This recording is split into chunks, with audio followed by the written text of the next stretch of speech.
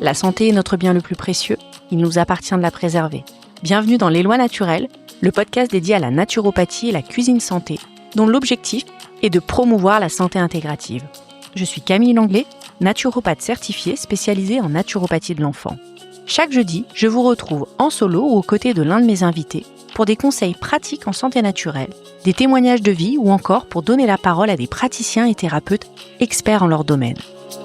Si le podcast vous plaît, pensez à laisser un avis, des étoiles, des cœurs ou toute autre manifestation d'amour sur votre plateforme d'écoute. C'est le meilleur moyen pour valoriser mon travail et contribuer à promouvoir la santé intégrative dans le monde. Bonne écoute!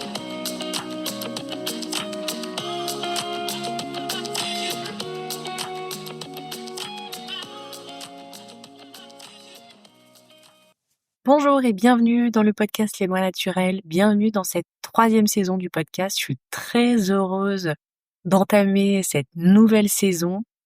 Je vous retrouve cette semaine pour un épisode solo après les rediffusions de l'été. J'espère que vous avez passé un bel été. J'espère que vous avez pu profiter. L'été, c'est vraiment une chouette saison. En tout cas, que moi, j'aime beaucoup. Puis on a eu un bel été, donc c'était très chouette.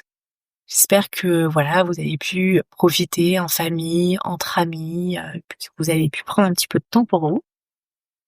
Dans cette 3e saison, dans le podcast, on va retrouver probablement beaucoup d'interviews, un petit peu plus, parce que là, j'ai déjà des interviews qui sont... les épisodes sont programmés déjà jusqu'à la fin de l'année, et j'ai encore plein de belles propositions, donc je pense que le rythme va être un peu différent pour cette 3e saison. Il y aura peut-être un peu moins d'alternance entre épisodes solo et interviews. Dans ma programmation, j'anticipe beaucoup plus les épisodes qui sont des interviews, forcément, puisque ça ne dépend pas que de moi, donc ça nécessite un petit peu plus de logistique en amont. Et puis les épisodes en solo, j'aime bien qu'ils soient assez spontanés, en tout cas dans la thématique. Et alors, je sais pas ce qu'il en a été pour vous du retour au quotidien de la rentrée, mais en tout cas pour moi c'est une période assez difficile. J'en ai un petit peu parlé, j'ai évoqué quelques éléments dans la newsletter qui accompagnait le dernier épisode. Et j'ai trouvé pour beaucoup de personnes autour de moi, cette reprise était assez difficile. En tout cas, globalement, je trouve que les personnes sont assez fatiguées, ont un moral plutôt bas. Alors faut dire que le contexte pour pas dire politique, mais en tout cas sociétal n'est pas évident et pour le moins instable et fluctuant. À l'heure où j'enregistre cet épisode, nous avons un nouveau gouvernement qui sera ni plus ni moins que le 4e depuis le second mandat du président, donc je ne sais pas si ces éléments contribuent à la morosité ambiante, mais en tout cas, le fait est que voilà, j'ai trouvé qu'il y avait quand même pendant cette période de rentrée, une énergie qui était vraiment basse pour beaucoup. Donc ça ne me concerne pas que moi, c'était assez général.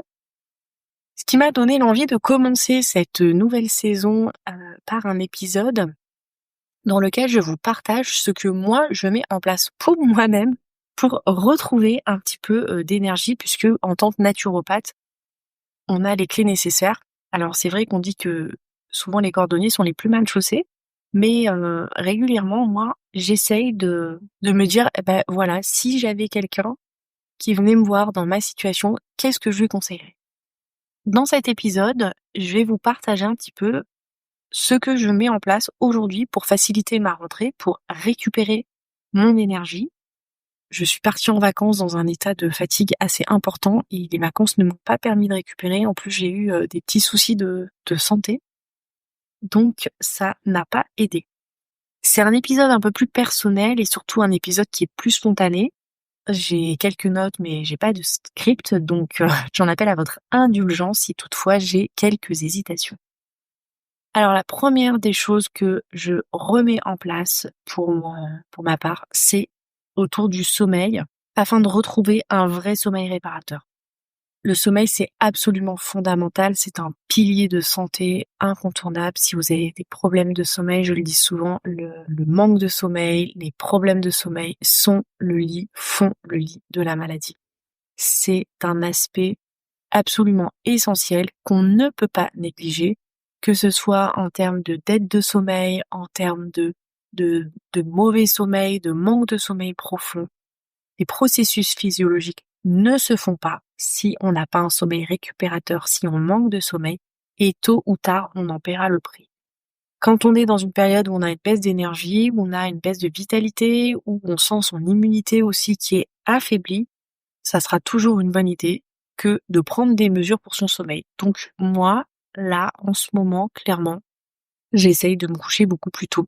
Ce qui est quelque chose d'assez difficile pour moi, puisque par nature, j'aime beaucoup faire des choses le soir, qu'en plus mes enfants sont couchés, donc c'est assez tard que je retrouve quelques précieuses minutes pour ma petite personne, et c'est vrai que voilà, me coucher tôt, bah c'est pas toujours de gaieté de cœur, parce que j'ai l'impression de pas avoir de temps pour moi, mais parfois c'est vraiment nécessaire.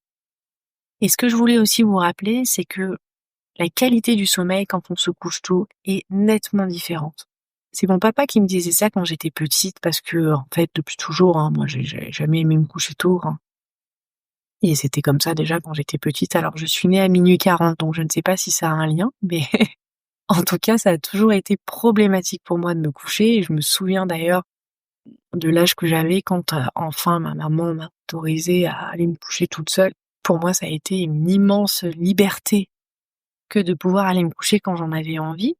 Et mon papa m'a toujours dit: «Les heures avant minuit comptent double». Et ça, c'est quelque chose qui m'a marquée, et en tant qu'adulte aujourd'hui, vraiment, je le sens, je m'en aperçois. Et je pense que vous aussi, faites l'expérience, vous le sentez. En fait, ce qui se passe quand on se couche avant minuit, c'est que dans le cycle du sommeil, la phase de sommeil profond est beaucoup plus importante. Et plus les cycles sont proches du petit matin, en fait, se succèdent, moins la durée de la phase de sommeil profond sera longue, elle se raccourcit. Et le sommeil profond, c'est le sommeil le plus réparateur pour le corps. Vous savez que dans le sommeil, il y a différentes phases. Et le sommeil profond, c'est celui qui permet le nettoyage physiologique du corps, le les hormones font leur travail, le cerveau se nettoie littéralement, donc c'est absolument fondamental. Voilà, donc ça, c'est une des premières mesures que j'ai mis en place. Alors, je le fais pas tous les soirs parce que, tout simplement dans mon organisation, c'est pas possible, hein. Enfin, j'ai plein de choses à faire que je ne peux faire que le soir, qui sont des choses importantes. Donc voilà, mais j'essaye au moins quand même, au moins 3-4 fois dans la semaine de me coucher tôt, c'est-à-dire que je me couche en même temps que mes enfants, donc vers 21h30, et le bénéfice est immédiat. Enfin, le lendemain matin, je me sens tout de suite mieux. Donc ça, c'est hyper important. Et ce que je voulais rajouter aussi, c'est que quand on a une dette de sommeil, mais on la rattrape pas. Moi, j'aurais aimé inventer un espèce de petit compteur à sommeil, comme une petite montre qui compterait et qui nous permettrait de stocker des heures de sommeil qu'on pourrait avoir en avance, mais non, ça c'est pas possible. Et donc quand on a une dette de sommeil, elle s'accumule, et c'est très compliqué de combler cette dette. Voilà pour ce premier point. La deuxième mesure que j'ai remis en place, c'est le retour à une alimentation plus vivante et avec beaucoup plus de légumes. Parce qu'avec l'été, nous sommes partis en vacances, on n'est pas chez soi, on n'a pas ses habitudes, on est avec des amis. Voilà, les rythmes sont différents, c'est plus sujet au laisser-aller, aux excès. Les habitudes alimentaires n'étaient pas les mêmes, parfois on est aussi un petit peu pris de court. Je ressentais là vraiment le besoin de retrouver plus de légumes, plus de crus dans mon alimentation. Dans le podcast, je parle beaucoup d'alimentation, et c'est vrai que c'est quelque chose d'important pour moi, c'est quelque chose qui, dans ma famille, on y consacre beaucoup de temps. Avec mon mari, on passe notre temps à cuisiner, nos enfants cuisinent, mon petit dernier qui a 2 ans joue à la cuisine avec toutes les casseroles, c'est son jeu préféré, puisque en fait c'est l'activité principale qui nous occupe dans la maison. Mais c'est vrai que pour autant, on se prive pas, et voilà, l'idée c'est aussi de pas trop être rigide sur les règles, même si on sait ce qui est bon et ce qui est pas bon. D'autant que voilà, moi j'ai des enfants qui sont les plus grands sont à l'adolescence, et je trouve que le meilleur moyen de les frustrer, c'est vraiment d'interdire certaines choses. Donc il y a toujours des souplesses, et c'est vrai que quand on est en vacances, Voilà, je les laisse peut-être un petit peu plus libres, surtout quand on est avec, des amis qui ont pas forcément la même façon de manger que nous, où là, les enfants peuvent être tentés. Donc j'aime bien que quand on revienne à la maison, on reprenne un petit peu notre rythme. De ce côté-là, moi, j'ai remis des crudités dans mon assiette, j'ai remis des légumes à chaque repas, moins de féculents, des jus de légumes, puisqu'évidemment en vacances, je n'avais pas mon extracteur de jus, donc des jus de légumes et je suis très heureuse de retrouver ce petit rythme. Profiter des derniers légumes, d'été. Moi, j'adore les aubergines, c'est vraiment mon légume favori. Donc voilà, je fais le plein d'aubergines avant qu'on arrive, aux jolis légumes d'automne qui sont aussi très bons et que j'aime beaucoup. Mais voilà, j'étais pas rassasiée d'aubergines, donc je suis contente d'en profiter encore, pour les quelques jours qui restent de l'été. La troisième mesure que j'ai mis en place, c'est réduire le temps d'écran parce que, quand je travaille sur le podcast, sur la naturo, sur tout ça, j'ai tendance à passer beaucoup de temps sur les écrans et le soir notamment puisque, je travaille beaucoup le soir et l'été m'a permis en l'été, j'aime beaucoup lire. Donc c'est souvent une période au cours de laquelle je me remets à lire parce que j'ai plus de temps forcément. Je fais le nécessaire pour m'éloigner de mon téléphone et en tout cas, j'essaye aussi de montrer à mes enfants que quand on est en vacances, quand on n'a pas ces obligations du quotidien qui malheureusement font qu'on est sans arrêt collé à nos téléphones, j'essaye vraiment de profiter de cette période pour couper avec mon téléphone. Donc cet été, ça a été le cas et c'est le cas d'ailleurs pour beaucoup de personnes, hein. On voit sur les réseaux, il y a beaucoup de gens qui profitent de l'été pour couper et tous, ils sont unanimes, ça fait un bien fou. Sur les réseaux, sur le téléphone, sur internet, on perd aussi beaucoup de temps. C'est quelque chose que j'essaye en tout cas, le plus possible, un petit peu comme, le fait de me coucher tôt, voilà, j'essaye de prendre mon bouquin, de lire. C'est pas toujours facile parce que souvent je suis fatiguée et puis j'ai des choses à faire.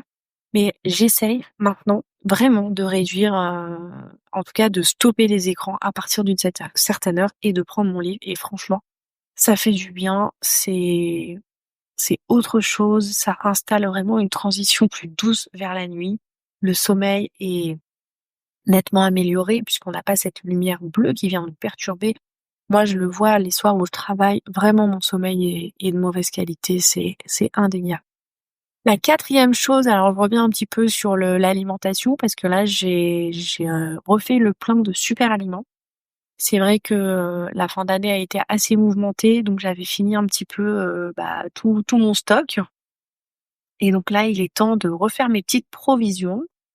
Alors, je vais vous parler de ceux que je préfère. Moi, j'aime beaucoup et mes enfants aussi, le pollen frais, le pollen qui est surgelé, celui de chez Pôle Énergie. En plus, ils ont des gammes magnifiques, très complètes, très variées. Il y en a vraiment pour tous les besoins.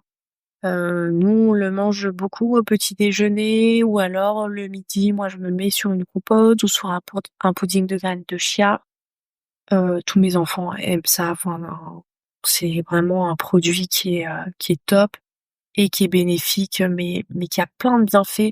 Je vous renvoie d'ailleurs à un épisode que j'ai fait sur le sujet avec Fabienne Veloso de chez Pôle Énergie, où vraiment elle nous détaille les bienfaits de ce merveilleux super aliment qui peut être bénéfique pour le système nerveux, pour le système digestif et puis chaque variété de pollen a ses spécificités.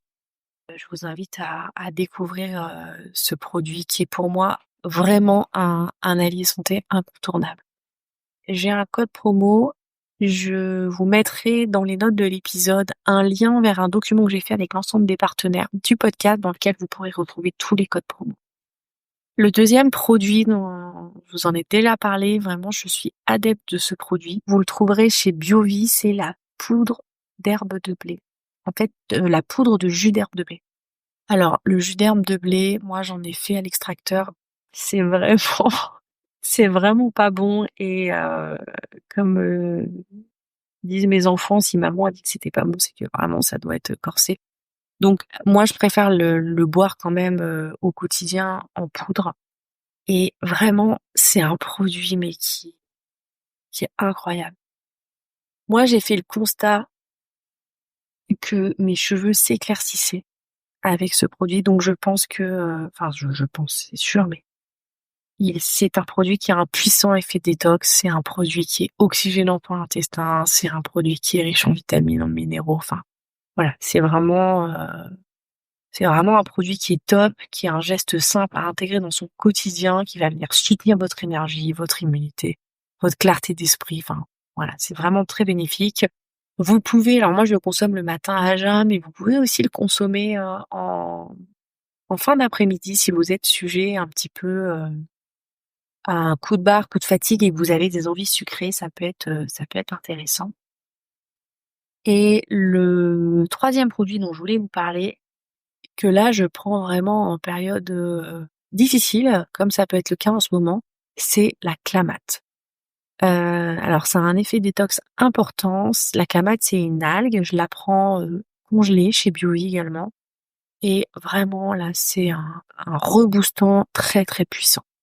Ça, je vous le recommande aussi et je le prends pareil le matin ou parfois ça peut être en fin de journée si j'ai pas eu le temps, si j'ai oublié. Alors comme c'est surgelé, moi, ce que je fais, c'est que je retourne le pot dans un verre, j'en laisse décongeler un petit fond pour 3-4 jours et voilà, puis je renouvelle l'opération, une fois que j'ai plus rien dans mon verre que je couvre parce que ça peut avoir tendance un petit peu, à s'oxyder. Les deux derniers points dont je voulais vous parler, l'avant-dernier, c'est plutôt en termes d'organisation. J'essaye de planifier mes journées, de planifier mes semaines. Ça, c'est vraiment quelque chose qui m'aide beaucoup. J'essaye de planifier ma semaine le dimanche soir afin de visualiser, d'anticiper et surtout d'enlever ce que je peux enlever. Enlever ce qui est pas essentiel, enlever ce qui va trop me peser, voir comment je peux faire autrement pour m'alléger. Parce que moi, j'ai vraiment tendance à vouloir en faire trop. Je pense toujours que je peux faire rentrer 1001 choses dans une journée, alors que pas forcément. J'ai plein d'idées, j'ai plein d'envies créatives. Et alléger volontairement mon agenda, vraiment, c'est quelque chose qui est important et ça m'aide aussi à ne pas avoir cette sensation permanente de courir après le temps. Et j'essaye maintenant d'intégrer dans mon agenda des espaces de rien, c'est-à-dire de bloquer un créneau. Et après, soit je rajoute quelque chose, enfin, sur le moment quelque chose que j'ai à finir, ou prendre un peu de temps pour moi, ou en tout cas, ça me laisse une marge de manœuvre et c'est pas un moment où je vais bloquer des rendez-vous. Il y a pas de choses qui vont se caler comme ça. Et ça, c'est important. Et chaque soir, je regarde aussi ma journée du lendemain, voilà, pour ne pas oublier de rendez-vous, pour anticiper, pour préparer les choses. Et ça fait gagner en clarté, en sérénité. On n'est pas pris de court. C'est quelque chose qui est assez simple à mettre en place, mais qui, sans être dans le contrôle excessif, permet de gagner en sérénité. Et puis le dernier point, tout aussi simple, mais peut-être plus ou moins évident à mettre en place, c'est le lâcher prise et la confiance. Ça, pour moi, c'est vraiment un point essentiel. Se rappeler que tout ne dépend pas de nous, que certaines choses ont besoin de leur temps pour mûrir, que ce soit des projets professionnels, personnels, même nos enfants, notre propre énergie, qu'il y a des hauts, qu'il y a des bas et qu'il faut faire confiance en fait.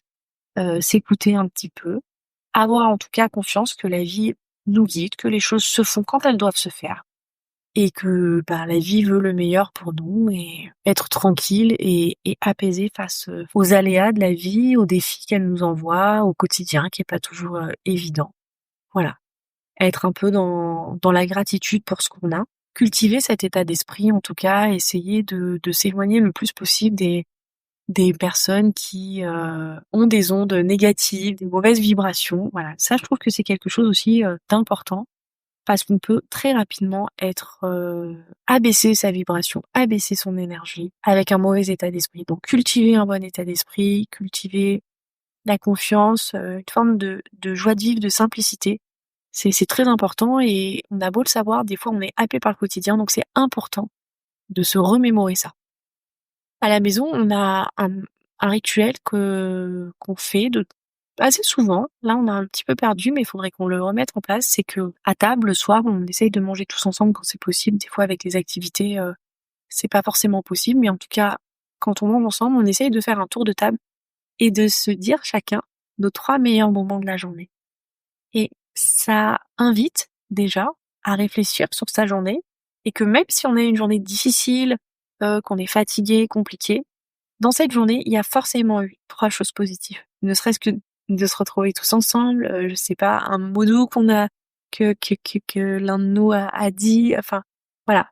Et ça invite à poser un regard positif sur sa journée et en tout cas pour les enfants, ça leur donne l'élan de voir les choses autrement.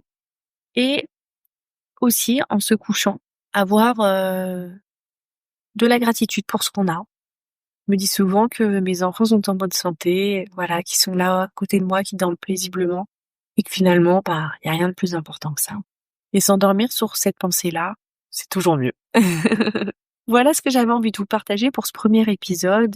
C'est des piliers de la santé naturelle en fait, hein. C'est des petites astuces, mais le sommeil, l'alimentation, moins d'écran, adopter, on va dire, quelque part, une hygiène mentale. Tout ça, ce sont quand même les fondements de la naturopathie. Donc, j'espère que ces partages résonneront avec vous et vous inspireront à mettre en place vos propres rituels. N'hésitez pas d'ailleurs à m'envoyer un message sur mon compte Instagram pour me dire comment ça se passe pour vous et si vous avez des choses que vous mettez en place. Je serai heureuse de vous lire. Je vous remercie pour votre écoute. J'espère que cet épisode vous plaira. N'hésitez pas à le partager autour de vous, à mettre des commentaires. Prenez bien soin de vous. À très vite. Merci d'écouter Les Lois Naturelles. Pour prolonger l'aventure, retrouvez-moi sur mon compte Instagram, Les Lois Naturelles, et abonnez-vous à la newsletter du podcast pour recevoir des conseils et des ressources en exclusivité. Et si vous souhaitez un suivi personnalisé, je serai ravie de vous accompagner en consultation individuelle sur votre chemin de santé naturelle. À très vite dans le prochain épisode, prenez soin de vous.